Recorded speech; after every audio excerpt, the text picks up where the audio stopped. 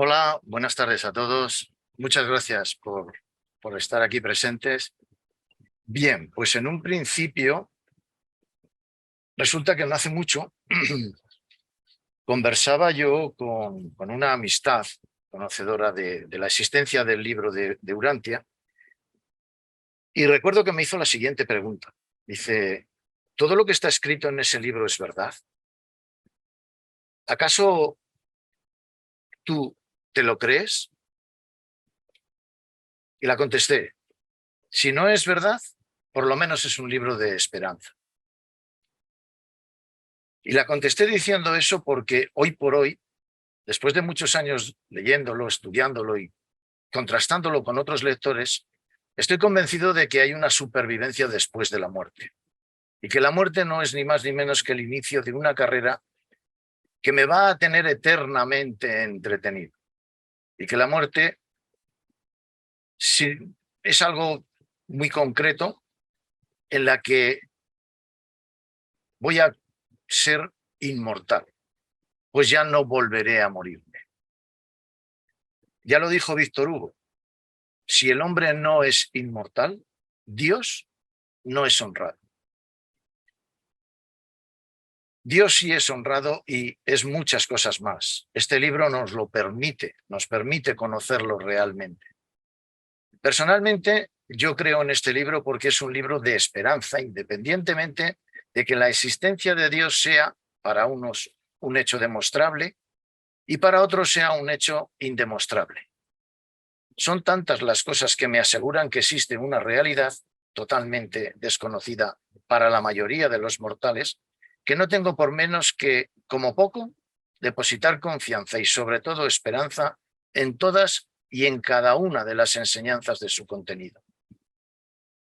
Si somos meridianamente observadores, en sus inicios, el libro nos habla de la realidad. Y dice, entre otras cosas, en el prólogo, que la realidad, tal como la comprenden los seres finitos, es parcial, relativa e imprecisa. Y sobre la verdad dice, todo conocimiento finito y toda comprensión por parte de las criaturas son relativos. La información y los datos, incluso los procedentes de fuentes elevadas, solo son relativamente completos, localmente exactos y personalmente verdaderos. A continuación, dice, los hechos físicos son bastante uniformes, pero la verdad es un factor vivo y flexible en la filosofía del universo. Las comunicaciones de las personalidades en evolución son solo parcialmente sabias y relativamente verídicas, ya que su certeza solo puede llegar hasta los límites de la experiencia personal de dichas personalidades. Lo que puede parecer totalmente cierto, en un lugar puede ser solo relativamente cierto y en otro segmento de la creación. No hace mucho, o mejor dicho, hace ya varios años, bastantes años, cuando yo era más joven, leí en un libro de Félix Gracia algo que ya he compartido en más de una ocasión con algunos de vosotros. En él decía, el universo emite una permanente vibración, una nota musical que llama al afiliamiento de todos, una señal no audible, pero sensible al alma. Es como una clave, como una silenciosa llamada que alerta a quienes aún, sin ser conscientes de ello, la están esperando. A partir de ahí, me dediqué a comprobar si eso podría ser posible, hasta que un buen día, eureka, atrapé la nota musical, descubrí el libro de Urantia y comprobé que aquello que en su día leí se cumplió conmigo. Era cierto. Cuando me introduje en la lectura, por primera vez en la lectura de dicho libro y más tarde en el estudio en profundidad de su texto, me fui dando cuenta que me estaba convenciendo de que para poder cumplir con muchas de sus enseñanzas tenía que cambiar muchas de mis cosas en mi cerebro. Debía modificar mi modo de pensar, mi modo de hablar y sobre todo mi modo de actuar. Los propios reveladores depositan esperanza en nosotros, humildes pero ignorantes mortales, para que podamos llegar a comprender y a practicar el contenido de ese manual. El libro, en su texto, contiene bastantes secciones y párrafos en los que nos alienta a la esperanza por la descripción que hace de los diferentes escenarios que reserva a la vida para nosotros. Seguro que hay muchas frases y muchos párrafos dignos de exponer sobre la esperanza, pero a mí personalmente me gustan estos dos que voy a compartir con vosotros.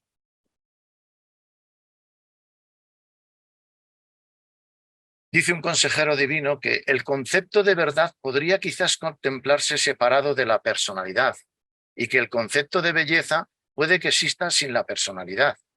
Pero el concepto de bondad divina solo es comprensible en relación con la personalidad.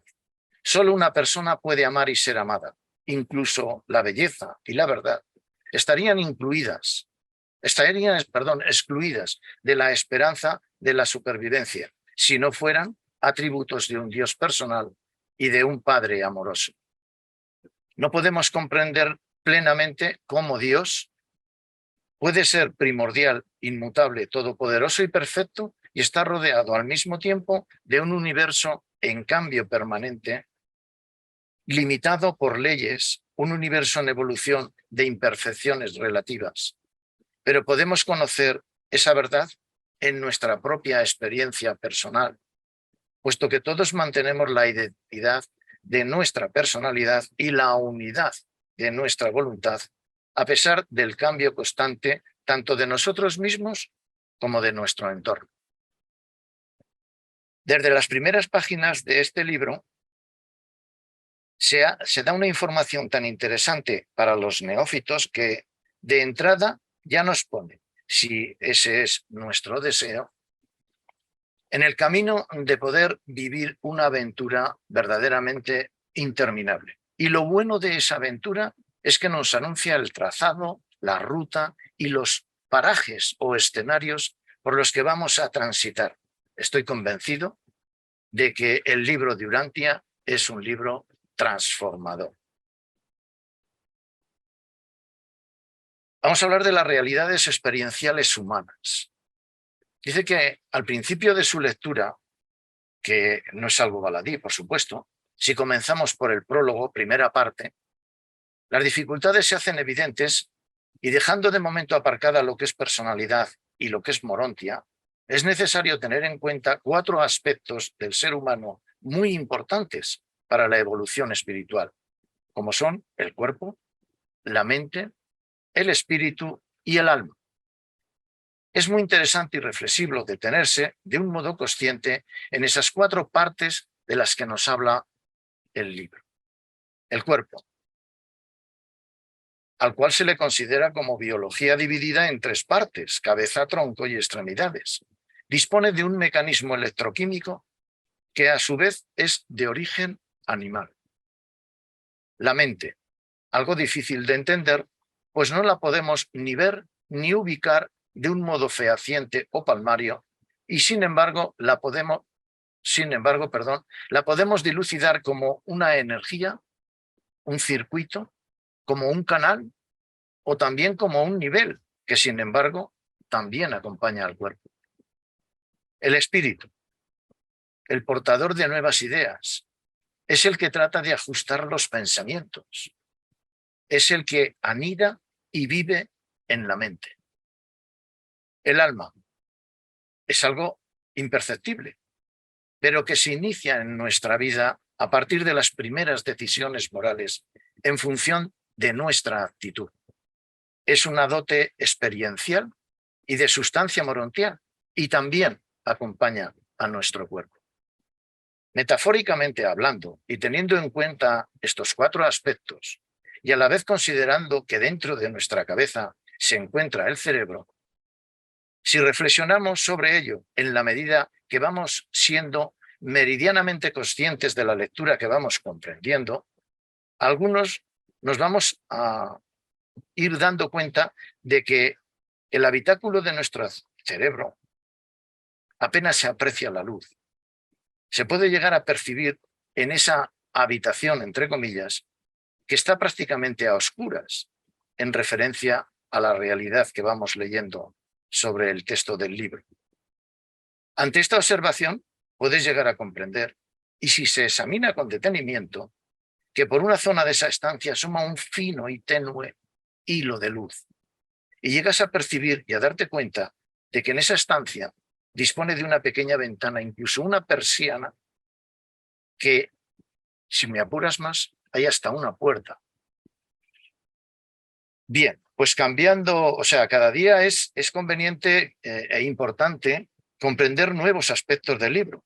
Ellos, los nuevos descubrimientos, nos van a ayudar para que de una vez por todas, con una combinación de paciencia, sinceridad y valor, y de manera efectiva, podemos llegar a levantar esa persiana, permitir que entre la luz y apreciar el desasosiego en el que se encuentra dicho habitáculo, el desorden en el contenido de nuestro cerebro cuando piensa, habla o actúa. Ante tal escenario, hay que comenzar a detenerse y pararse a pensar. Hay que retirarse y reflexionar ante el posible error y desorden en el que uno puede llegar a vivir. Claro, en honor a la verdad, hay que decir que a eso se llega si uno lo quiere y en realidad lo desea. Y en este caso, así, hay que llegar a convencerse uno mismo utilizando el libre albedrío, sin coacción por parte de nada ni de nadie. Y eso es necesario para poder usar el botón de las decisiones desde un nivel consciente. Esto es algo muy importante y necesario en la vida de una persona. Es momento de diseñar una nueva decoración para ese amplio cerebro. Cada uno verá cómo lo hace, porque eso ya se encuentra bajo la nueva responsabilidad que a su vez considero aporta valor, fuerza y mucha esperanza. Estamos todos de acuerdo en que no es lo mismo pensar que reaccionar ante un pensamiento en palabra y en obra. Porque claro, ¿cómo se llega a modificar algo sin organizar grandes estropicios? ¿Cómo se hace bien sin que las situaciones afecten a conceptos de la psique? ¿Cómo se inicia una nueva decoración? ¿Me sirve de algo el mismo mobiliario? ¿Cómo desarrollo algo armónico dentro de ese espacio? ¿Cómo se aprende a reparar todo ese desorden? Etcétera, etcétera. Porque claro, un árbol joven se puede enderezar fácilmente, pero un árbol inclinado y ya bastante maduro, ¿cómo lo podemos poner recto?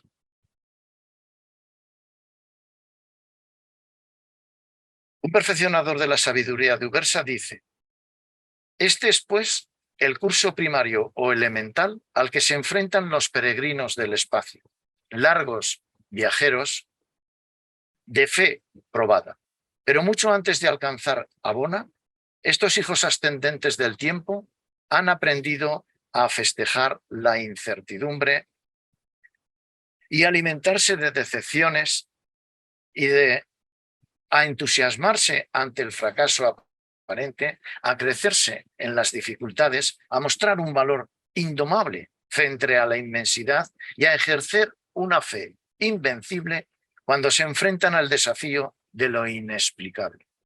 Desde hace mucho, el grito de guerra de estos peregrinos es: en unión con Dios, nada, absolutamente nada, es imposible.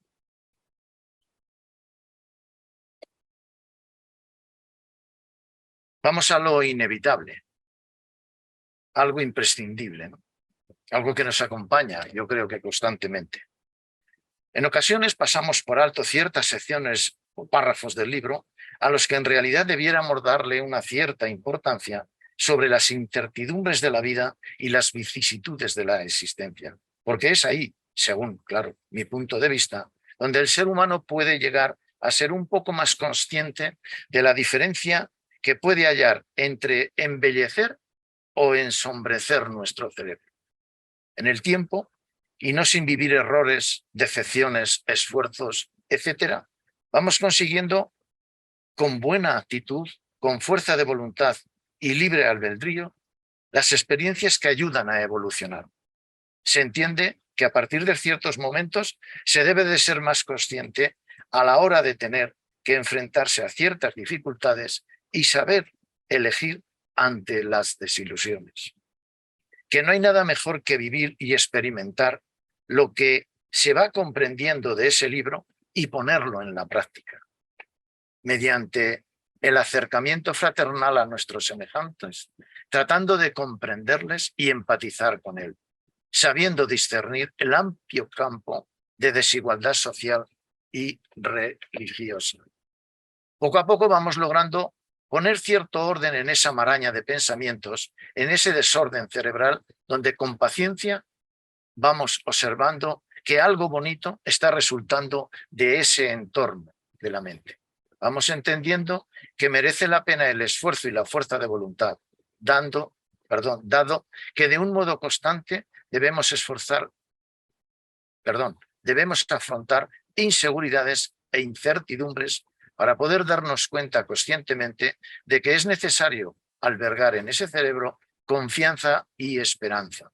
Amén de otro tipo de situaciones en las que hay que poner a prueba nuestra mente cuando nos enfrentamos a ese dilema de que sabemos menos de lo que podemos llegar a creer.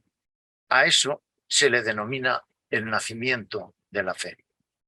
También debemos pararnos a pensar que en ocasiones es deseable reconocer que vivimos en un mundo donde el error está siempre presente debido mayoritariamente a nuestras imperfecciones y que es posible la hipocresía y la falsedad. Tampoco pueden faltar en el desarrollo de las experiencias de la vida intentar inspirarte en alcanzar ciertos ideales divinos frente a escenarios donde la bondad y la belleza son relativos. No debemos olvidarnos de ser leales a nuestros principios, teniendo en cuenta que existen posibilidades de traición y abandono, ya que siempre se corre el riesgo de abandonar la nobleza. También es considerable la participación del ego, ese bicho que trata de hacernos egoístas ante nuestros semejantes mediante ese clamor al autorreconocimiento y del falso honor. Por ello siempre nos vemos saltando entre el mal y el bien.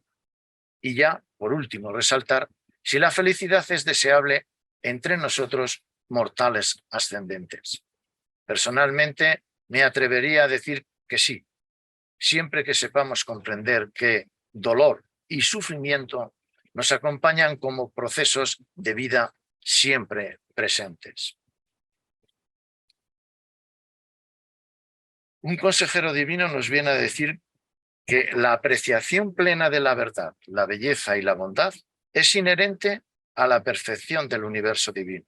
El hombre mortal gana incluso su estatus de candidato a la ascensión mediante su propia fe y su propia esperanza. Todo lo divino que la mente humana capta y que el alma humana adquiere en ese logro experiencial, una realidad de la experiencia personal. Y es, por lo tanto, una posesión única en contraste con la bondad y la rectitud inherentes a las personalidades sin error de Abona. Subconsciente, consciente y superconsciente. Nuestra mente, según el libro de Urantia y yo interpreto, parece ser que tiene 3 niveles y varios canales o circuitos. En el nivel subconsciente se encuentran alojados 5 adjutores, algo así como 5 ayudantes de ese nivel de la mente. Los patrocina la ministra divina y se encarga de hacerlos capaces a nivel intelectual de disponer de intuición, entendimiento, valentía, conocimiento y asesoramiento o consejo. Es en ese nivel en el que, con libre albedrío, la mayoría de los seres humanos intentamos desarrollar nuestra vida. Es la monotonía habitual en la que una gran parte de la humanidad vive desde hace muchísimos años. Luego se encuentra el nivel consciente, ese nivel del ecuador, ese nivel intermedio. En ese nivel, en honor a la verdad, nos encontramos muy pocas veces. Apenas nos posicionamos en ese tipo de situación. Tampoco es fácil, no es una cosa habitual. Entiendo que para poder vivir algunos momentos en ese horizonte como perspectiva es para tomar decisiones.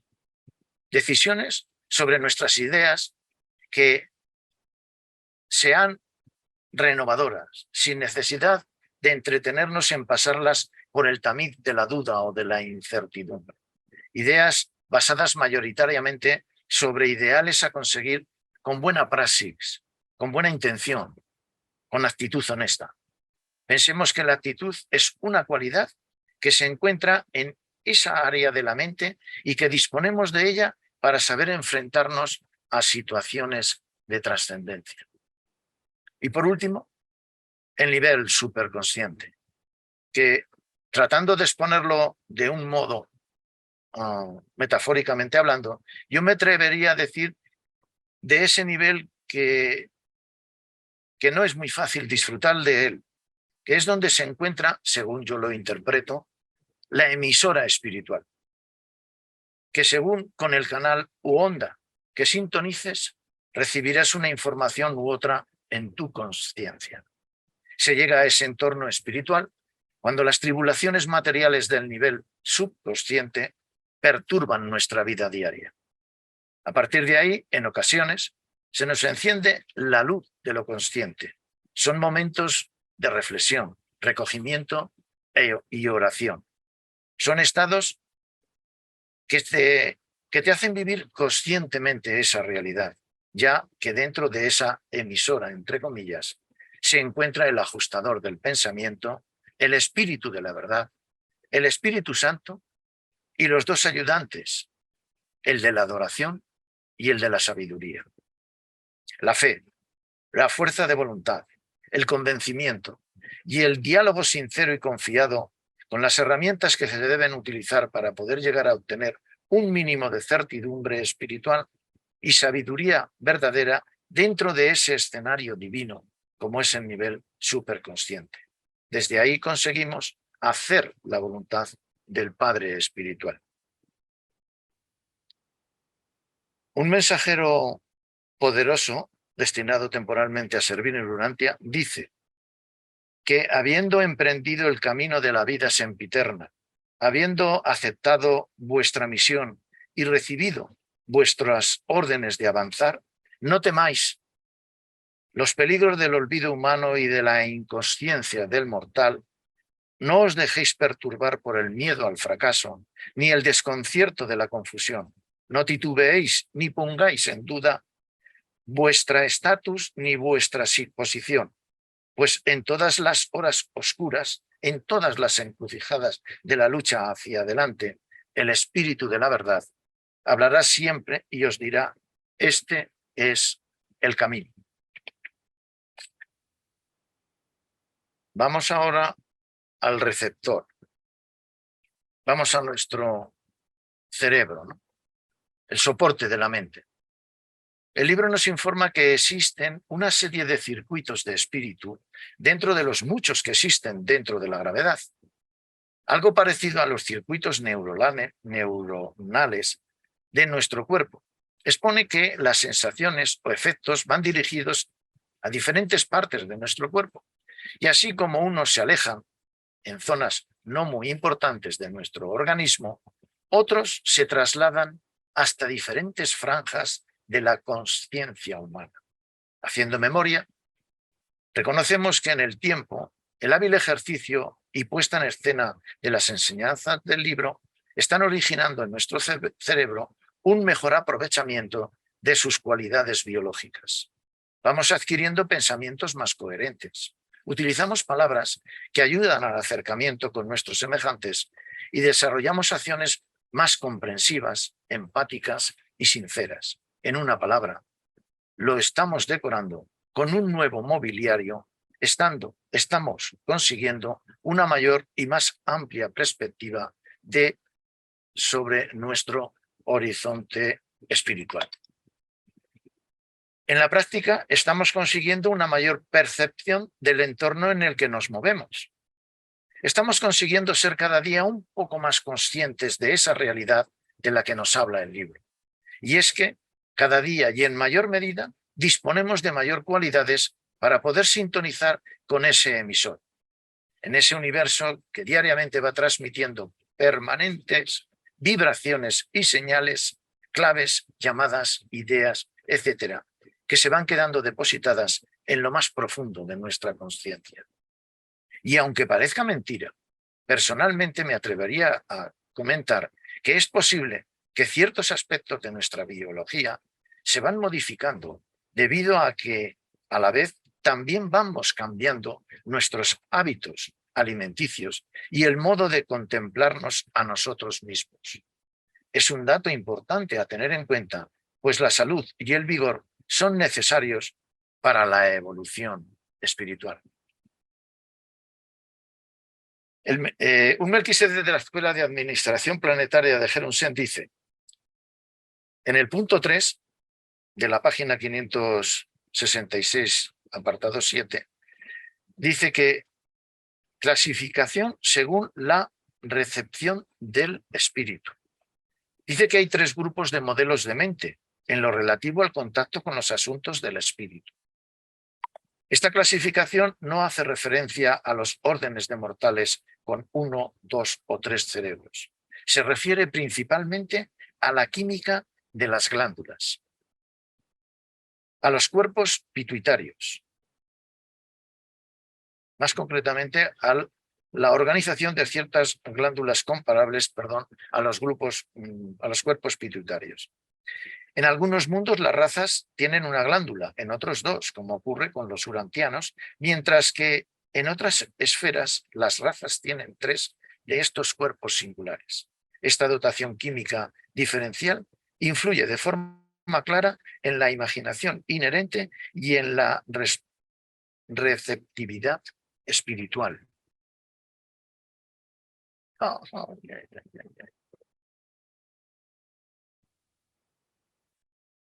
Ay, que se me cobran las hojas, perdonad. Vamos a ello.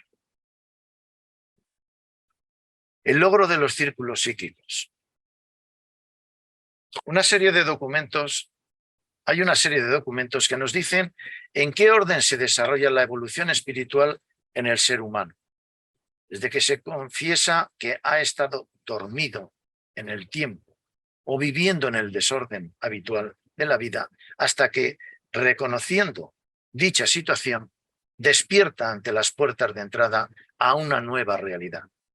Despertar a una nueva realidad es tomar conciencia y responsabilidad para ejercer con voluntad resistente esa habilidad inherente al ser humano a través de la cual es capaz de discernir de manera auténtica entre el bien y el mal en base a una fe inquebrantable y unos verdaderos valores humanos, los cuales forman parte de su esencia, más allá de culturas y tradiciones, frente a una nueva religión que va a tomar nacimiento intentando, en la medida de lo posible, abandonar el máximo de tiempo, vivir en el nivel subconsciente. Cuando reconocemos que se puede vivir en el nivel consciente o superconsciente, entendemos que nuestro monitor puede ayudarnos a mejorar nuestros comportamientos y de ese modo tratar de mejor manera a hacer la voluntad de nuestro Padre Universal. Es conveniente no caer en el error de pensar que el ajustador influye en nuestra conciencia. Él actúa más allá y en la medida que nosotros sepamos posicionarnos con nuestra actitud. La antesala a poder vivir esos momentos y ese tipo de influencias es saber pasar del nivel consciente al nivel superconsciente. Son decisiones que se toman de una manera consciente en momentos en los que se desea equidad humana, armonía emocional y paz mental frente a situaciones de difícil resolución humana. Con ello nos vamos situando en los diferentes peldaños de esa escalera que nos va a llevar a obtener una posición totalmente proporcionada a nuestra escala de valores espirituales.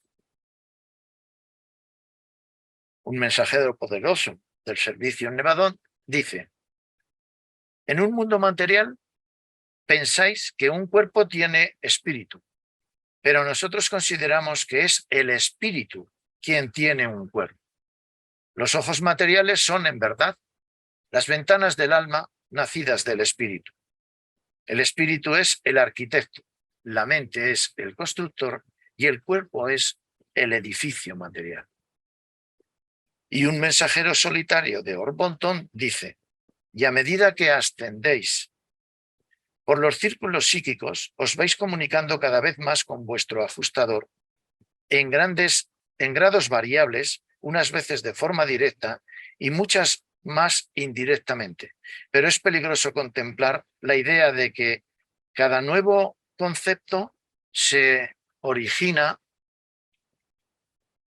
A ver, que aquí me pierdo. Perdón. Se origina en la mente humana, es dictado por el ajustador. Entre los seres de vuestro orden, lo que aceptáis como la voz del ajustador suele ser emanaciones de vuestro propio intelecto.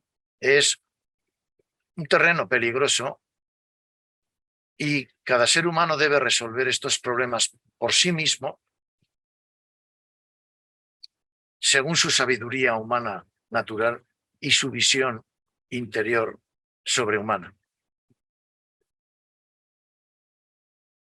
Vamos a los frutos, el objetivo final, a los frutos del espíritu.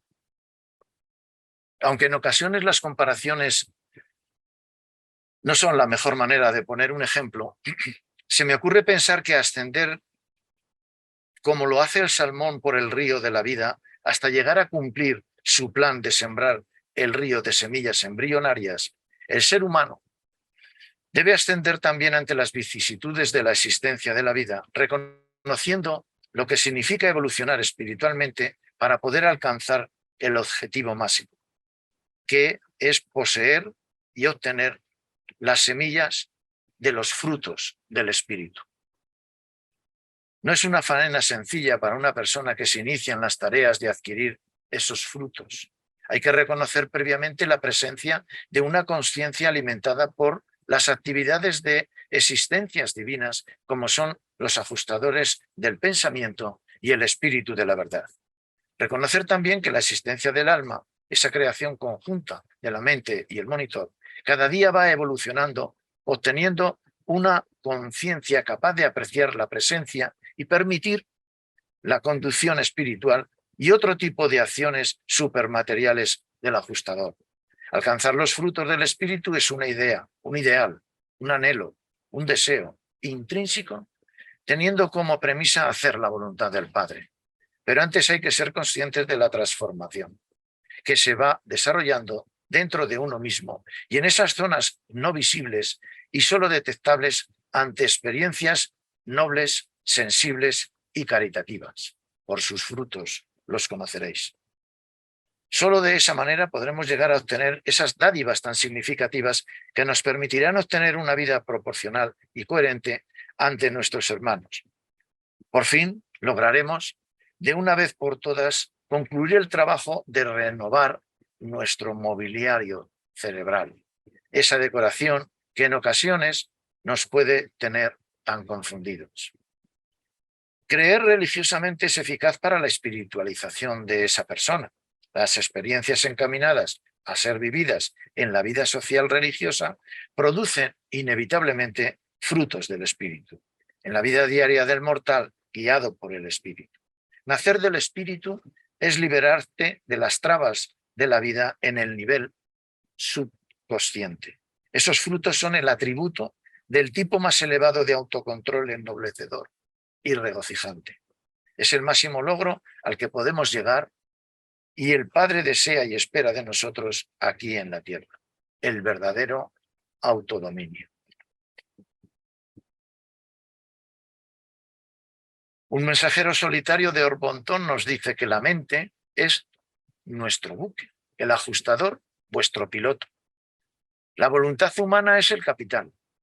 El dueño del navío mortal debería tener la sabiduría de confiar en el piloto divino para guiar el alma ascendente hasta los puertos de la superconsciencia eterna de la Morontia. Solo por egoísmo, pereza, pecado, puede la voluntad del hombre rechazar la guía de un piloto tan amoroso y hacer que la carrera del mortal termine naufragando en los funestos vacíos de la misericordia rechazada y contra las rocas del pecado abrazado. Con vuestro consentimiento, este piloto fiel os conducirá de manera segura a través de las barreras del tiempo y los obstáculos del espacio hasta la fuente misma de la mente divina y después incluso más allá hasta el Padre del paraíso de los ajustadores. Otro mensajero poderoso dice que la conciencia del dominio del espíritu en una vida humana se acompaña enseguida con una manifestación cada vez mayor de las características del espíritu en el comportamiento del mortal guiado por el espíritu. Pues los frutos del espíritu son el amor, la alegría, la paz, la paciencia, la dulzura, la bondad, la fe, la mansedumbre y la templanza. El párrafo continúa. Más detalles sobre este tema de los frutos del espíritu los tenéis en el documento 193, sección 2, apartado 2. Bueno, y ya creo que para terminar, la última prueba a la esperanza es Grafanda. Grafanda es el primer mortal ascendente que llegó a Abona y posteriormente al paraíso. Es una prueba inequívoca de que existe la supervivencia, la inmortalidad, la vida eterna. Él transmite esperanza para todos nosotros. Él da luz verde a nuestra carrera al saber de su existencia. A lo largo de su andadura y de experiencias vividas, sabemos que tenemos posibilidades de llegar junto al Padre Universal, allí o allá, en su residencia permanente. Este peregrino descubrió a Abona allá en la eternidad del tiempo pasado.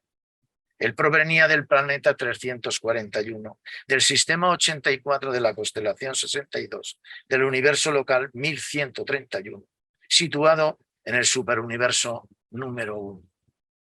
Que él llegara significó establecer transmisiones del universo de universos, dado que hasta ese momento la operatividad se centraba en los superuniversos y en los universos locales. Con ello se originaron los informes de gloria para el espacio, notificando la recepción del primer mortal evolutivo que había conseguido llegar a la antesala de la existencia ascendente. La meta es el paraíso. Grafanda es actualmente el jefe de los 7 cuerpos de la finalización, que constituyen a su vez el Consejo Supremo del Destino, los cuales desarrollan misiones en el universo para los hijos del destino último.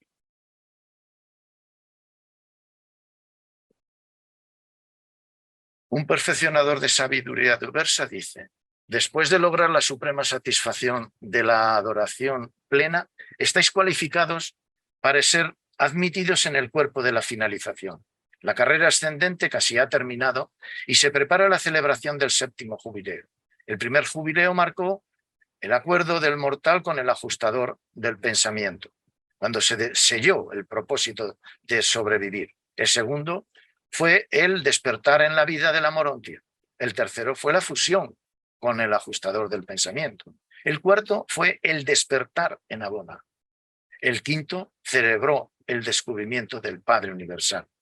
Y el sexto aconteció al despertar en el paraíso tras el adormecimiento final del tránsito del tiempo.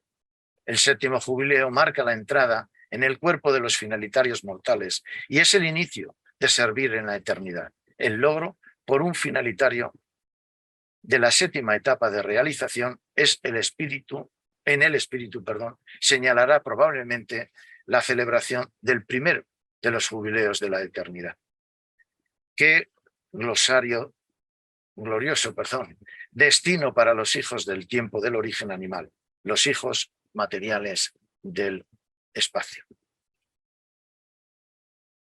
Me acordé de Chaplin en un momento dado a la hora de terminar y me acordé de aquello que dijo en su día, que para mí se quedó también muy grabado. Dice que la vida es una obra de teatro que no permite ensayos. Por eso, cantar, reír, bailar, llorar y vive intensamente cada momento de tu vida, antes que el telón baje y la obra termine sin aplausos.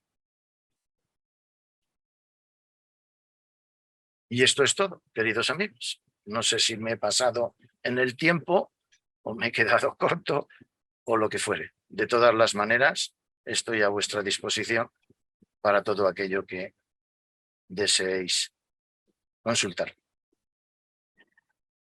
Hola. Pues muchas gracias, Eduardo. La verdad es que ha sido una presentación muy completa. Has cubierto muchísimos temas del libro. Yo creo que, vamos, casi todos los importantes.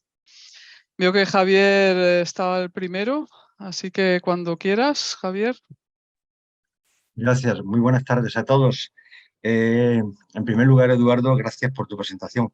La verdad que cuando vi el título me pareció un título bastante sugestivo y me atrajo prácticamente la llamada de atención del título. Me gustaría hacerte una pequeña pregunta. Yo no sé si es porque yo no lo he escuchado o porque lo has obviado de forma voluntaria, pero a lo largo de toda la presentación, cuando tú has hablado de las partes que conforman al ser, has hablado del cuerpo, de la mente, del espíritu, del alma, pero en toda tu presentación has obviado el concepto de personalidad, lo que nos define como seres únicos, seres autoconscientes y seres autovolitivos. Ese concepto no lo has transmitido en ninguna parte de la presentación. Yo no sé si es porque voluntariamente lo has hecho o porque yo no lo he escuchado, que es posible que ya estoy mayor y es posible que no lo haya escuchado. Y nada más. Gracias por tu presentación, Eduardo. Javier, efectivamente es todo un detalle. Al principio, cuando me he referido a las 4 partes, he dejado la personalidad y la morontia. ¿Motivo? Pues porque el tema personalidad es un tema que yo considero, esto es una pasada por el libro, para mí ha sido pasar por el libro sin más. Personalidad y morontia es detenernos en algo verdaderamente de muchísima trascendencia. La personalidad para mí es algo que todavía no he terminado de comprender del todo y la he obviado porque considero que merecería pues prácticamente toda una presentación, todo un hablar, todo un escribir 6 o 8 páginas sobre la personalidad. Y creo, personalmente, que me quedaría corto. Para mí la personalidad es algo de, primero, para entenderlo tal como somos ahora, bastante difícil, ¿no? En cierta medida, por lo menos para mí. Pero es de tal trascendencia que yo lo he obviado porque no me considero totalmente completado en la sabiduría de ese concepto, Javier. No ha sido baladí el hecho de nombrar personalidad y morontia. No sé si eso contesta a tu pregunta. Perfectamente, gracias, Eduardo. Gracias a ti. Miguel. Hablando en serio, cuando has hecho la presentación de la parte que has puesto la esfera donde está el cerebro y lo que es el subconsciente, el consciente y el superconsciente, yo ahí de alguna manera no acabo de estar de todo de acuerdo porque, por ejemplo, yo creo que en el momento, en el momento en que ya tenemos una inquietud espiritual, en el momento que hacemos una primera acción moral, en el momento que estamos empezando a crear alma, yo creo que ahí ya de alguna manera estamos dejando el subconsciente y ya entraríamos dentro del terreno, es mi opinión particular, dentro del consciente. Ya no, el super ya déjalo ahí, lo vamos a dejar porque, bueno, quien sea, pero sí pienso que en el subconsciente estamos todavía, ¿cómo te diría yo?, sumergidos en lo que es el sistema donde ni tenemos solidaridad, ni tenemos ni idea de lo que es la fraternidad, pero en el momento que ya las personas tenemos esas inquietudes bueno, de esas acciones que nos crean esa alma, esa semilla que entra dentro de nosotros. Yo quiero entender que ahí yo ya, por lo menos yo considero que ya estamos ya en el consciente, porque el subconsciente está más profundo. Es que el subconsciente tiene una connotación bastante negativa, ¿no? Para yo qué sé, es más animalesca. Y es así, creo que así lo defino. Solo eso, solo ese pequeño apunte. Pienso que en el momento que ya vamos evolucionando y tenemos inquietudes de crecimiento, de amor al prójimo, fraternal y todo esto, eso ya es ya una conciencia natural para lo que creo que nos creó el Padre, ¿no? Para partir de ahí ya pegar el salto hacia el superconsciente. Solo eso, hermano. Muchas gracias, encantado. He disfrutado de tu trabajo. Menudo curro te has pegado, hermano. Edu. No. Vale. Para mí es el diario vivir prácticamente. En referencia a lo que me dices, efectivamente, en la última parte del párrafo que yo os he leído, ya lo hago constar. Es la monotonía habitual en la que la gran parte de la humanidad vive desde hace muchísimos años. Muy pocas personas, a mi modo de entender y de interpretar, toman decisiones para poder alcanzar y evolucionar en lo espiritual. En la moral, en la ética, bueno, algunos sí, intelectualmente hablando, pues sí, ¿no? O sea, de ese raciocinio participan, ¿no? Y bueno, vale. Pero concretamente el alma, lo que es la creación del alma, efectivamente, y tal como nos lo dice el libro, y yo lo interpreto, nace con las primeras decisiones, pero no con eso dejas de seguir viviendo en el nivel subconsciente. Para poder alcanzar, a mi modo de ver, cuidado, puedo igual estar cometiendo un error de interpretación, pero a mi modo de ver, tienes que seguir tomando decisiones, pero ya en función de una evolución espiritual. Te tienes que contagiar algo, religiosamente hablando. Tienes que tratar de ir un poquito más allá de la materialidad en la que estamos inmersos, la mayoría de la humanidad. Ahí es donde yo sí que te doy toda la razón y te comprendo, mejor dicho, te comprendo perfectamente que ya estás más en niveles, si quieres, o más tiempo del día, aprovechándote de niveles conscientes en esa toma de decisiones que es tu diario vivir. O sea, como me acuerdo de Romo, ahora que lo veo aquí, concretamente cuando nos decía que él se levanta por las mañanas y le dice, padre, ¿cómo empezamos hoy el día? ¿Me vas a ayudar? Pues adelante, ¿no? O sea, ya eres consciente desde que te levantas que hay un padre que vela por ti, que va a tratar de orientarte a través de las ideas que te pueda aportar el ajustador, y en función de eso, tú ya estás tomando decisiones en el nivel consciente. Antes, en la mayoría de los momentos, y en cuanto nos dormimos un poco, yo el primero, cuidado, o sea, bajo al nivel subconsciente, pero de una manera, vamos, y bajar no cuesta nada, lo que cuesta es subir. O sea, tirarte al charco de lo inconsciente, vamos, eso no cuesta nada. O sea, bajas como el que se tira a una piscina en verano. ¿Me explico? Lo difícil es coger la escalera y subir a lo alto de la piscina, y desde ese lugar, cuando ya te has secado de todas las impurezas y demás, dices, voy a tomar decisiones conscientes, sabiendo que hay un padre que vela por mí y que me está esperando que yo llegue. No sé, es la pequeña diferencia que comparto contigo en el modo y en la forma que me lo planteas, ¿no? Por ahí voy. Muy bien, pues Bernardo. Sí, hola, buenas tardes a todos. Y felicitaciones a Edu por su interesante presentación. Gracias, Bernardo. Vamos a ver, supuesto que los niveles de la mente, subconsciente, consciente y superconsciente, tienen que ver con la realidad, una vez que se nace del espíritu, en ese reconocimiento de Dios, que es la realidad universal, se entraría en el nivel consciente en ese momento, creo yo. Esa persona estaría más en el nivel consciente de la existencia que en el subconsciente, una vez que se nace del espíritu. Y aunque sería, creo yo, a mi entender, un poco progresivo, ¿no? Progresivo. Pero, y luego también, además de esto, en los ciclos, la consecución de los ciclos psíquicos ese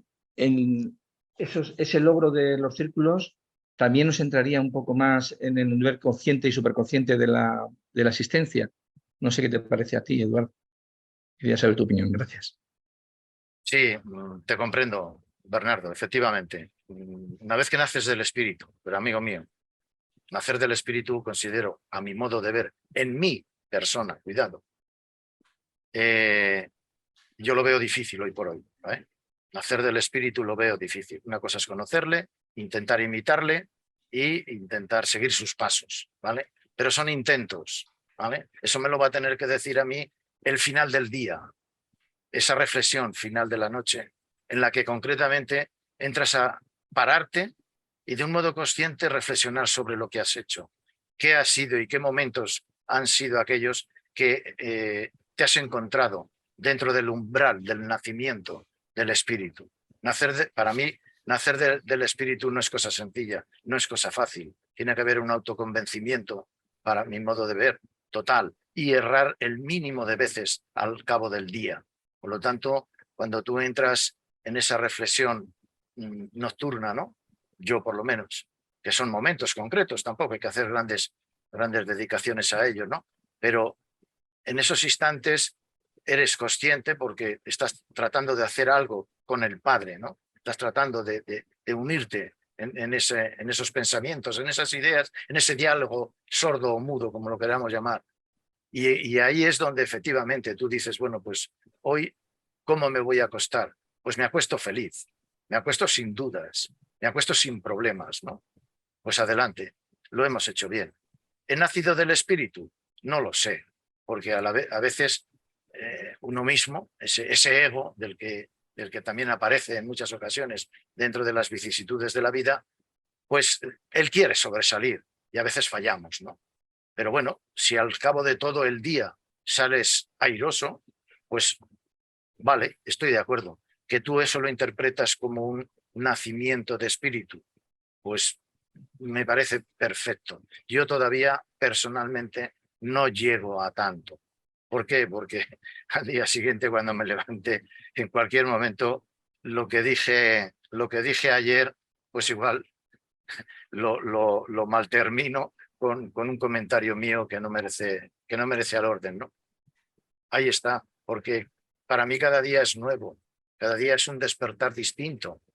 Y la verdad es que, bueno, sí que trato de hacerlo bien, sí que trato de ser consciente el mayor tiempo del día, sí que tomo decisiones de un modo consciente al amparo de que me salvaguarda el espíritu de la verdad, ¿no? Que sé que me acompaña.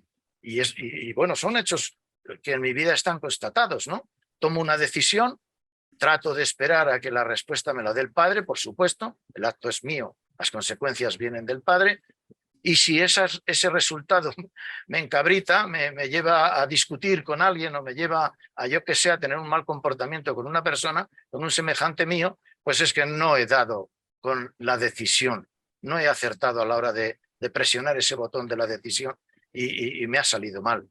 Pero si, como contrapunto, espero que la experiencia que vaya a vivir como la resolución de la toma de esa decisión me aporta felicidad, pues automáticamente soy consciente y efectivamente doy gracias al Padre porque no me he equivocado. El Espíritu de la verdad me ha ayudado a saber discernir cómo desarrollarlo, porque es mío. El desarrollo es mío. Las consecuencias no, pero el desarrollo es mío. Ahí es donde te puedo contestar. No sé si me hacías alguna pregunta más, porque yo soy muy pesado, me alargo mucho. Sí, Eduardo. Sí. Te decía también la pregunta de los círculos psíquicos. ¿Qué relación tienen la consecución de los círculos con la conciencia, subconsciencia, conciencia y superconsciencia? Esa era la pregunta. Pues ¿Vale? efectivamente, yo creo que van al unísono, ¿no? O sea, si tú en el diario vivir, efectivamente vas siendo más consciente más tiempo del día, pues por supuesto que estás haciendo la voluntad del Padre en modo y en forma como Él más o menos te lo solicita, ¿no? A partir de ahí tú vas evolucionando y ¿por qué no? Vas subiendo del séptimo, pues probablemente vayas subiendo al sexto o al quinto, ¿no? Eso es una labor que creo, a mi modo de ver, nunca me ha interesado pero creo que es proporcional en función al desarrollo de tu vida diaria, ¿no? Tu autoconvencimiento y una serie de conceptos que tú mismo vas analizando, ¿no? ¿Dónde nos encontramos? No tengo ni idea, eso lo saben los ángeles que nos protegen y saben cómo nos vamos desarrollando y nos van colocando en el peldaño correspondiente de esa escalera de evolución de los círculos psíquicos. Hasta ahí puedo decirte, Bernardo. Sí, Miguel. Sí. Vamos a ver. En base a la primera pregunta de Bernardo, yo creo que en el momento que tenemos conciencia de la realidad del Padre, en el momento que tenemos conciencia de la realidad del Padre, yo creo que ya estamos en comunión, ya estamos en armonía con el Espíritu. Más o menos, el momento que es una realidad en nuestra vida, aún trabajando o estando, depende de cómo lo queramos ver, en el subconsciente, en el consciente, da igual. En el momento que la revelación, el Padre, es una realidad en nuestra vida, ya estamos en comunión. En los inicios, en los albores, en el principio, vale, pero ya estamos, o para mí es como yo considero. Y otra cosa que viene ahora a cuento porque lo acaba de comentar, y eso lo he hablado contigo, y fíjate que esto viene de nuestro buen hermano Carmelo. Eso de que, ¿cómo es? Como es la frase dicha, que es un dicho que lo tienes tú, y que un día lo hablamos y que yo te dije que no estaba de acuerdo. Las acciones, no. El acto es nuestro. Los actos son nuestros, las consecuencias de Dios. Bueno, yo pienso, un día lo hablamos, que yo creo que no. Si los actos son nuestros, las consecuencias son de nuestros actos.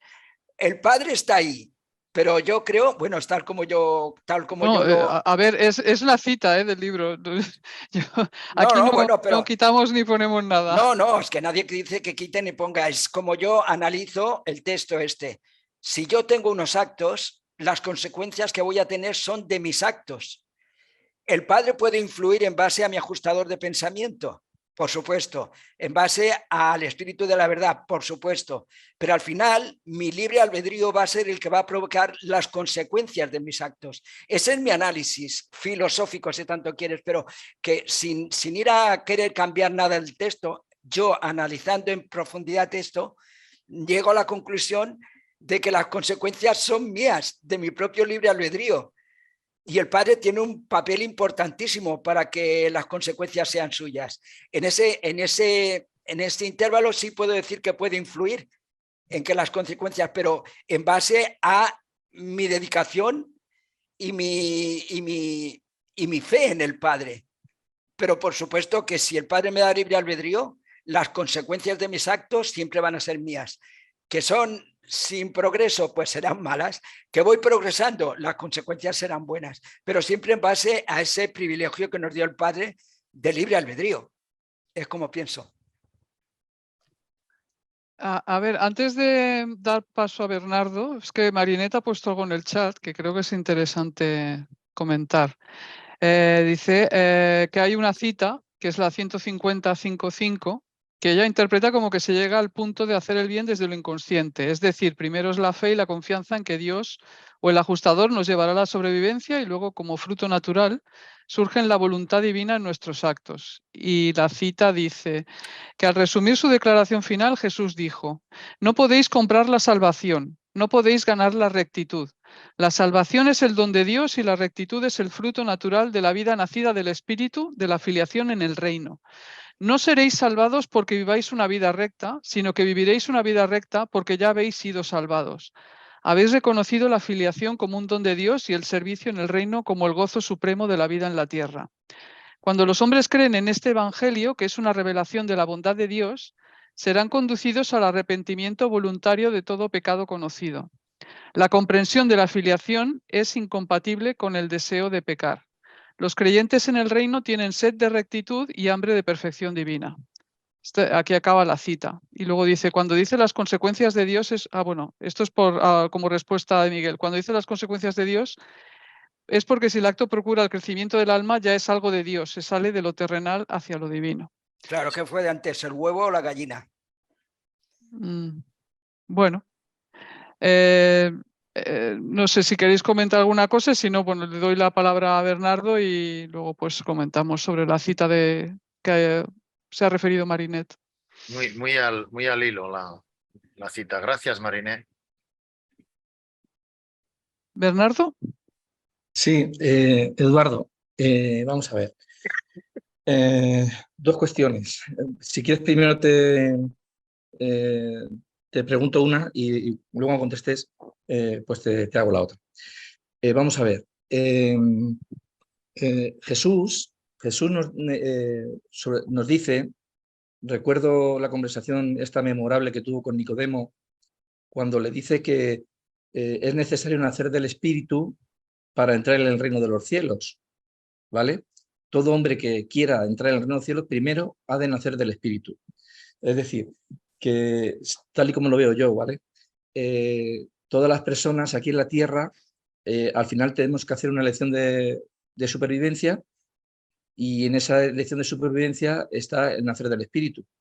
Está claro que todos llegamos al mundo, es un mundo sin pruebas, un mundo especial en el universo, ¿verdad? Porque por sus características, y llegamos y donde nos toque vivir va a depender mucho de la religión que procesemos o que no tengamos ninguna religión o que incluso por la familia que nos toque ni siquiera pues que se crea en Dios en esa familia. En fin, y a ti te va a tocar, pues en suerte, una familia, un país, una cultura y al final todos los seres humanos que llegamos al mundo, pues no nos queda otra que buscar por nosotros mismos y llegar a un punto donde tomar esa lección de ser consciente de Dios o no llegar a ser consciente de Dios. Para mí el nacimiento del Espíritu es obligatorio para toda criatura, es decir, tiene que tomar la decisión de que si Dios existe, no existe, y si quiero seguir la guía de ese Dios y hacer su voluntad. Antes o después, en el transcurso de nuestra vida, tenemos que hacer esa elección y es obligatoria, obligada para todos. Y quien no la haga, pues a mi punto de vista, se queda fuera. Te lo digo porque no me quedó claro esa explicación que tú dabas del nacimiento del Espíritu. Y bueno, esta es mi duda y luego te hago la siguiente pregunta. ¿Vale? Ten presente, Bernardo, que comprendo lo que me dices, ¿eh? No pienses que no lo comprendo. Entiendo tu exposición y ¿qué ocurre? Que desde donde, como yo soy, Bernardo es Bernardo, Eduardo es Eduardo, y por supuestísimo que vamos los dos en el mismo camino, de eso no me cabe la menor duda, ¿no? Pero concretamente yo lo interpreto de un modo en mí, por mi personalidad, como bien en su momento ha referido Javier. La personalidad es algo verdaderamente que está ahí y es de estudiar en profundidad. Y en tu caso, que no estás cerrado, yo no entiendo que tú estés cerrado por lo que dices y por lo que interpretas y te acoplas a ti, sino sencillamente que tú en tu camino vas por esa parte del camino y yo voy por otra. No es ni mejor ni peor la del uno que la del otro, sino que sencillamente son diferentes, pero que vamos en el mismo camino, Bernardo. O sea, no podría nunca decirte que no es por ahí, jamás te lo diría, ¿vale? Sino que sencillamente yo lo entiendo desde esta perspectiva, aplicando a como yo soy, a cómo me encuentro en la situación que me encuentro hoy en día. No es ni más ni menos que otro, ¿no? No discreparía nunca contigo en el sentido del nacer del espíritu, ¿de acuerdo? Soy consciente, igual que tú, que nacer del espíritu tiene que ser algo grandioso, ¿vale? Yo creo que estoy en el umbral, no creo que esté todavía, que ya me hayan echado el agua bendita, creo que todavía no me han echado el agua bendita, pero sin embargo estoy ahí en la pila. Yo en la pila seguro que alguien me está sujetando para que se vierta en su momento ese agua bendita, ¿vale? Hasta ahí, Bernardo, de verdad. Muy bien, pues ya está. Cada uno lo ve a su forma. Sí. Otra cosa. Como has hablado del yo, has hablado del yo y has puesto todo dentro de la existencia del ser humano, del ser, has puesto todos los factores de ese sistema de energía, más o menos, o quizás falte alguno, cuerpo, mente, espíritu, alma, de pasada has dicho algo de la personalidad. pero sobre todo has hablado de la transformación, ¿vale? Entonces como hay un yo humano de origen animal, ¿vale? Que posee un carácter o ego, ¿vale? ¿Dónde estaría esa transformación en el ser humano? ¿Dónde se produciría esa transformación? ¿Dónde habría que trabajar? ¿En qué factor en concreto del sistema viviente? ¿Vale? Y cómo se produciría esa transformación. No sé si me has entendido. Porque Perfectamente, creo que te he hay que entendido conocer perfectamente. hay que Sí, sí. conocer muy bien el yo y todos los factores y cómo funciona cada uno, en fin. Yo puedo decir que a mí me costó mucho, ¿eh? Ojo, llevo 30 años leyendo ese libro y antes de ayer me di cuenta de la realidad, ¿vale? O sea, no es baladí la cosa, ¿no? Olga está aquí presente, nos iniciamos juntos y ella me conoce bastante, sobre todo en este tema, y puede dar fe. O sea, lo mío era todo intelectual, todo tenía que buscarle un razonamiento, era inquisidor con el libro en muchísimos aspectos y concretamente, bueno, yo era una discordia o he sido una discordia. Hoy por hoy, pero ya digo, desde antes de ayer, ¿eh? O sea, no pienses que esto viene pues eso, de hace 4 días. Me he dado cuenta que no solamente es la cabeza la que realmente te lleva a nacer del espíritu, pongamos por ejemplo, o alcanzar el sexto peldaño, si quieres, el primero, el séptimo, ¿vale? Pero lo que sí que es cierto en este sentido es que yo, y ya vuelvo a decir y repito, igual soy reticente en el tema, ¿no? Pero quiero decirte que yo lo he basado todo en mi cerebro, ¿vale? Yo tenía un cerebro de lo más desequilibrado que tú te puedas imaginar, personalmente.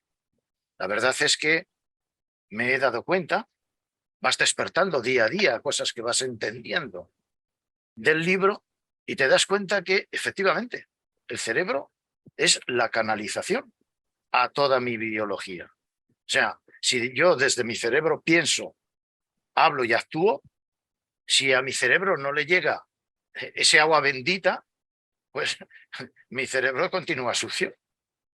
Y de ahí que haya hecho ese apartado, dedicándoselo al cuerpo, la parte del cerebro como la más importante, ¿no?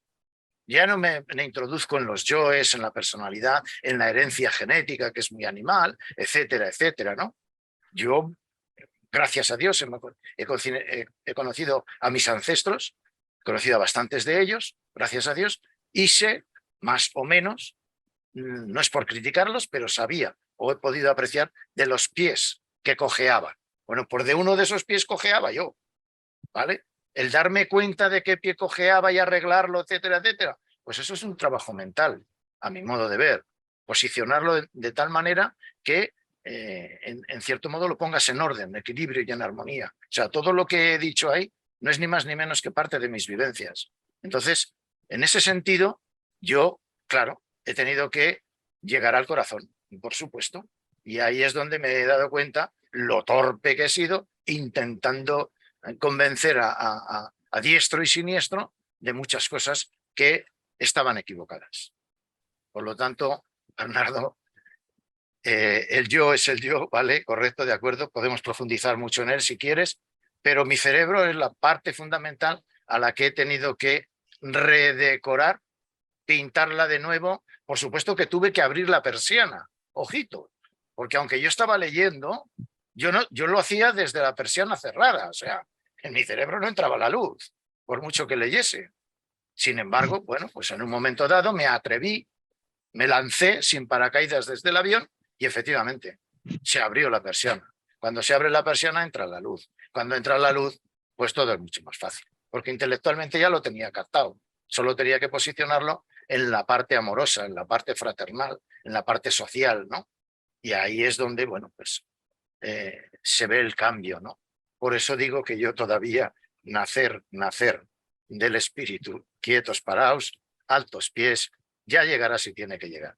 Pero creo que he abierto la persiana, ahora me entra mucha más luz y por supuestísimo que estoy deseoso de compartirla con todos vosotros. De hecho, Siempre me tenéis ahí en las reuniones, donde puedo, estoy.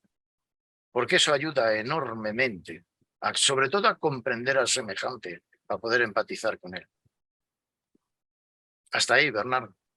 ¿Te puedo puntualizar una cosa con el permiso de Perdón, Javier? bueno, es que lleva Javier ya mucho tiempo vale, con la pues dale, mano. vale, pues dale paso y Vamos a luego... dejar, si no te importa. Pero no, Sí, si perfecto. luego que termine Bernardo y ya más que nada, porque ya sé cuando estoy caliente, mejor cerrar el tema. Sí, yo era porque lo que quiero puntualizar viene relacionado con lo que está diciendo Eduardo, por no saltarnos, si quiere Javier, si no, le dejamos hablar a Javier. Por favor, No, Bernardo. adelante, Bernardo. Vamos a ver, Eduardo, no a ti en concreto, creo que nos pasa a todos, ¿vale? ¿Por qué? Porque cuando nacemos, nuestra mente está sin espiritualizar. Básicamente estamos en el nivel animal de la existencia y entonces mostramos todos los rasgos de un carácter animal. Pues somos egoístas, envidiosos, rencorosos, pues todo lo malo que tiene un animal, ¿no? Pero esas características de nuestro yo las mostramos todos, no solo tú. Entonces, creo que se trata de corregir esa mente, transformarla, espiritualizarla, ¿no? Y no hay otra forma que seguir la guía del ajustador, ¿vale? Y seguir la guía del ajustador implica hacer la voluntad del Padre, ¿verdad? Y si nosotros seguimos la guía del ajustador, vamos a tomar decisiones morales y esas decisiones morales nos van a llevar a tomar apreciación de unos valores espirituales y de unos significados también morales, ¿verdad? Y ahí ese es el punto que veía yo que se produce una transformación de la mente, de nuestra mente, que por supuesto está, como tú dices muy bien, desunificada, desequilibrada, la mía la primera, ¿vale? Yo también soy un incordio para muchos, lo siento mucho, pero soy así. Pero es algo que creo que nos ocurre a todos, ¿no? Y por eso que somos creados de esa manera, somos creados imperfectos en el sentido de que tenemos una mente sin espiritualizar y mostramos un carácter de origen animal. Una vez que vamos transformando esa mente, vamos espiritualizando esa mente, ese carácter va transformándose y va unificándose con la personalidad que tiene un estado, como sabemos todos, perfecto. Y al llegar al punto de que no haya una diferencia entre el carácter de origen animal ni la personalidad, todo sea uno, no haya diferencia, ¿verdad? Eso es lo que yo quería, a lo que yo quería llegar. Y perdona, Javier, por perder un poco de tiempo. Gracias. No perdemos el tiempo, nos lo estamos ganando a pulso mediante nuestra sinceridad y empatía. O sea que esto nos ayuda, yo creo que nos ayuda a todos, ¿no? Es desde este diálogo, desde donde podemos socializar y fraternizar, desde un diálogo sincero, porque prima por encima de todo el respeto y la comprensión, a mi modo de ver. Adelante, Javier, ¿no? Olga. Sí. Gracias, Olga, gracias, Bernardo. Sí, Eduardo, completamente de acuerdo contigo. Es decir, se pasan por muchas fases. Inicialmente se intelectualiza demasiado en los conceptos del libro de Durantia y se vuelve uno excesivamente intransigente y casi dogmático. Eso es una realidad. Es decir, y no nos podemos olvidar una cosa, y es que el tener una religión en concreto, el practicar una religión en concreto es un tema accidental, puramente accidental. Yo soy católico porque nací en España. Si hubiera nacido en Israel seguramente sería judío, y si hubiera nacido en Emiratos Árabes pues sería musulmán. Y si hubiera sido en Sudamérica pues a lo mejor era evangelista, y si hubiera sido no sé, en Japón pues sería sintoísta o taoísta, y si hubiera sido en China pues a lo mejor era budista. Claro. Es un tema puramente accidental. Entonces, eso es importante tomarlo en conciencia, porque la quinta revelación, el libro de Durantia, es una revelación, no es una religión, es una revelación, es un regalo que ha venido para toda la humanidad.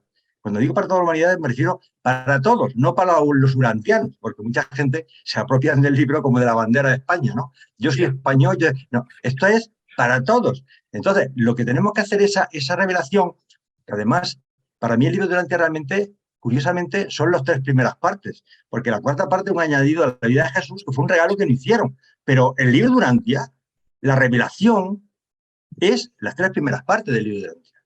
Entonces, eso viene para cualquier religión puede asumir ese concepto, porque además está mezclado la ciencia, humanidades, biología, viene un montón de conceptos y tal. Entonces, es como una masa crítica que yo creo que con el tiempo, esos conocimientos, cuando se vayan amoldando a cualquier filosofía o cualquier religión, se irá modulando desde dentro y al final habrá un punto de confluencia donde podamos llegar todos al mismo sitio, independientemente de que cada uno el nombre que le ponga a Dios. Yo recuerdo una conversación, en una reunión con el grupo de Ágora, que estaba un sufi, ¿no? Entonces le pregunté, entonces vamos a ver, para buscar ir a Dios, porque ellos hablan de Alá, ¿no? Entonces, ¿cómo vas tú a Dios y cómo voy yo a Dios? Y dijo, mire, yo vivo en Gerona, me acuerdo. Cuando vivía a Barcelona, cojo la autovía no sé qué y me pongo allí. Usted de Madrid cogerá para ir a Barcelona otra nacional. Y al final lo que está diciendo es que da igual del lugar de procedencia. Lo importante es tener una directiva, un destino. Dios Padre, un ser bueno y misericordioso. Ahora llámale como quieras. Ponle el nombre. Y de hecho no sabemos cómo se llama Dios. Lo más cercano que podemos hablar de es el concepto de yo soy. Porque otra cosa, es decir, incluso de Miguel de Nevadón no sabemos ni siquiera cómo se llama. Miguel es una orden. No tenemos ni idea. Lo único que sabemos de él es que cuando se encarnó se llamó Jesús, porque incluso lo de Nazaret fue porque nació en un pueblo de Nazaret.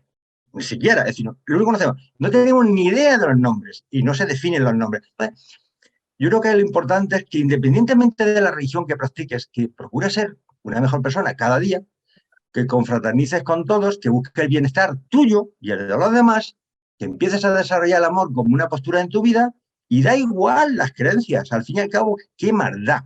Y yo estoy con pleno convencimiento de que en esta realidad nos vamos a salvar todos. ¿Por qué?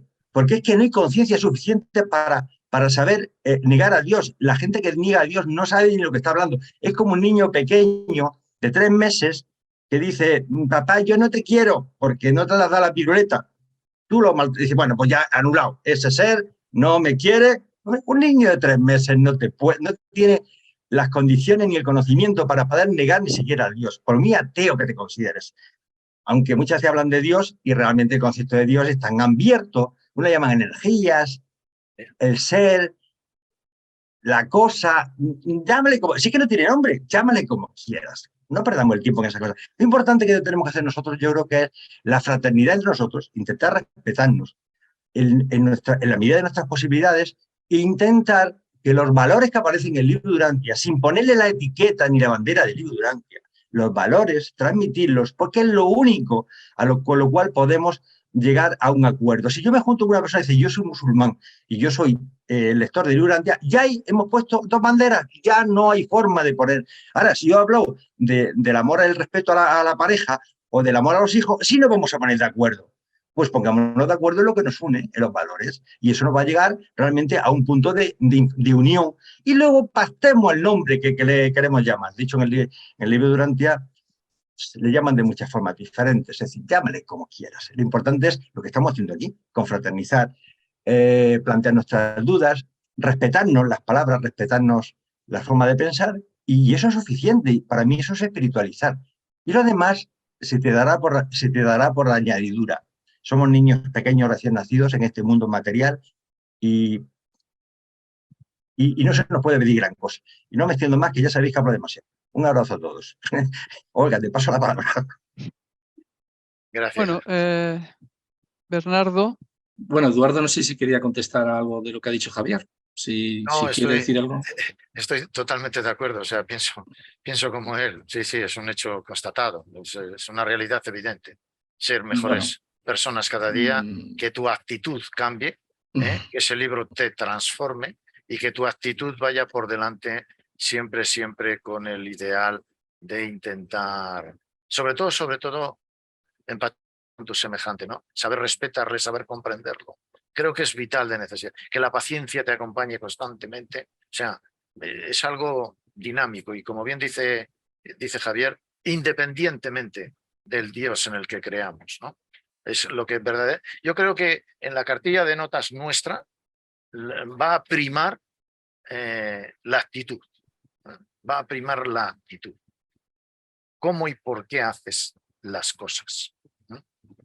Pero salvo eso, creo que todos, como bien ha dicho, todos vamos a ser salvados. O sea, de un modo o de otro, más pronto o más tarde, todos vamos a ser salvados. Todos vamos a tener la oportunidad de conocer al Padre. Por lo tanto, unos lo hacemos de una manera, otros de otra, pero todos vamos a conocer al Padre en su momento. Ya digo que más pronto o más tarde, pero nada más.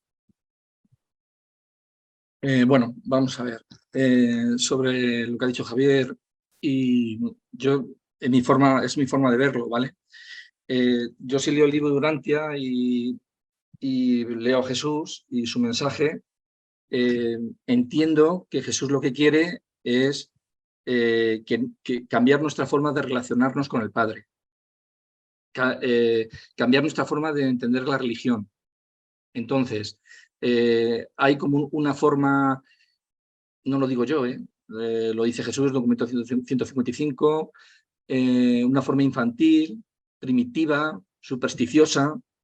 Yo personalmente lo observo así en las religiones del mundo, por sus credos, sus dogmas, sus postulados, sus rituales, sus ceremonias. A mí me parecen que son así, son infantiles y primitivas. Pero, y creo que Jesús lo que intenta es hacer que el hombre trascienda esa forma de relacionarse con Dios, ¿vale? Y que lo haga de una forma personal. Y que simplemente la religiosidad es una forma de vivir de acuerdo con la voluntad del Padre. Pues de una forma bondadosa, bella, verdadera, íntegra y con amor a nuestros semejantes. Eso es la religión, ¿vale? Entonces, que para mí todo no vale, todo no vale.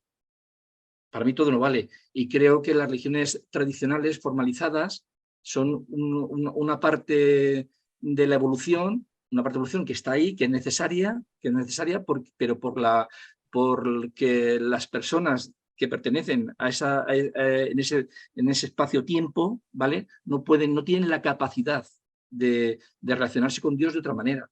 Y lo hacen a través de, pues de sacrificios, de ceremonias, bueno, como ya sabemos todos que lo hace, ¿vale? Pero que Dios no quiere que el hombre se relacione con él de esa manera, y Jesús viene a darnos ese mensaje. Entonces yo creo en el mensaje de Jesús y creo que eso pues debemos transformarlo en el mundo. Debemos poner nuestro granito de arena y hacer lo posible para que esto cambie. Y impulsar a las personas que vivan su religión, pues como nos enseñó Jesús, directamente con el Padre, ¿vale?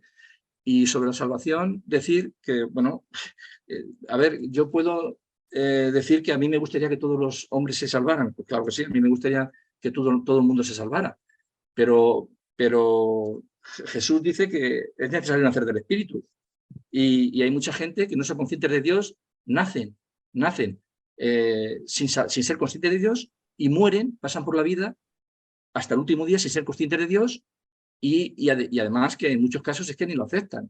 Es decir, veo bajo mi punto de vista muy difícil que esa persona se salve, independientemente de que yo quiera que todo el mundo se salve, claro, pero eso es cosa mía. Yo lo que me atengo al mensaje de Jesús y del libro, ¿vale? Nada más. Quería hacer esa observación, nada más. Gracias. Miguel, adelante. Sí, a ver, yo decirle a Bernardo, sobre todo, en base a lo que nos ha compartido, hermano, valora una cosa. Jesús, con todo el respeto y el amor que le tenemos, era el mensajero. Era el mensajero. ¿Y qué mensaje nos traía? Ama a tu prójimo como a ti mismo y a Dios sobre todas las cosas. Ese era el mensaje de Jesús. Y en ese mensaje, cualquier persona que sea capaz de hacer una primera acción moral ya crea suficiente alma para tener la oportunidad de conocer al Padre.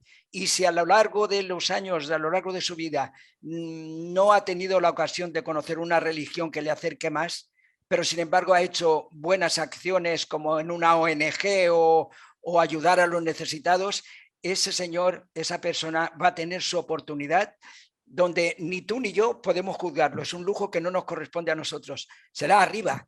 A los que están preparados, los que saben más que nosotros, dirán, bueno, tú te has portado, tú pasas, y cuando ya tengas más conocimiento, ya decides por libre albedrío si quieres continuar o si te quieres aparcar. Pero el mensaje de Jesús, que fue el gran maestro, la referencia que creo que podemos tener todos era aprender a amarnos nosotros, que no es baladí, como dice, es una palabra como dice Edu, no es baladí amarse, está muy bonito que salga de la boca y que ta. El hecho, son los hechos lo que demuestran de verdad si ese amor al prójimo funciona en nosotros y en nuestro corazón.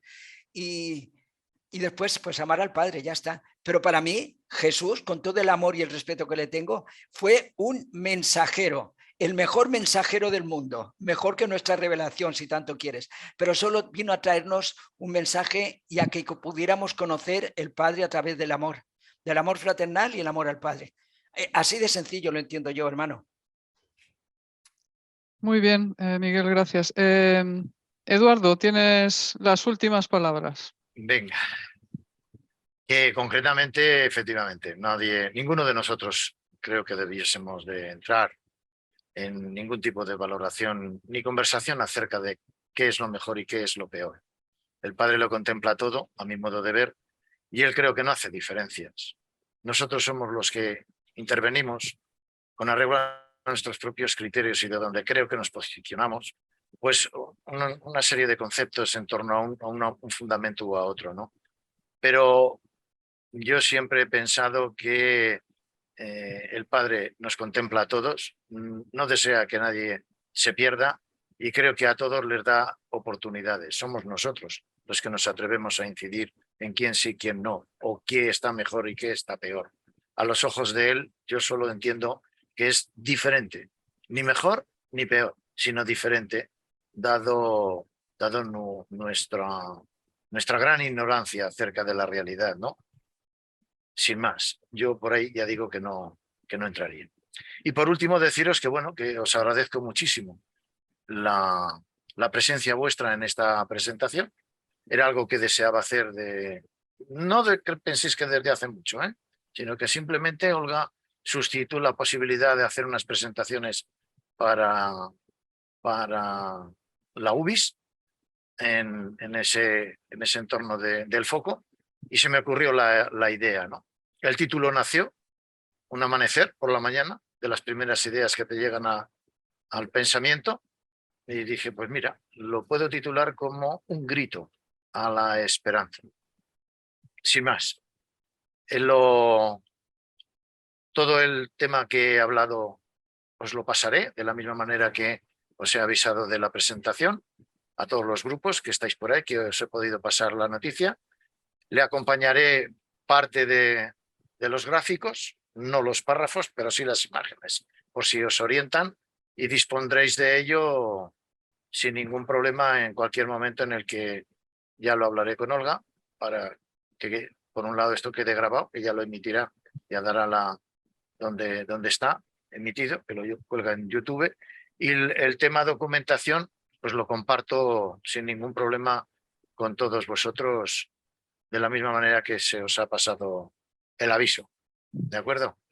Y nada más, que nos volvamos a ver en unas situaciones como esta. Y pensad, como bien ha dicho Olga desde el principio, esta es la interpretación que yo hago del libro de Eulalie. Para nada, y es muy probable, no coincida con muchas de las cosas que dice el libro. No trato de confundir, sino trato de expresar el modo y en la forma en que lo vivo y poco más. Gracias de corazón por vuestra presencia.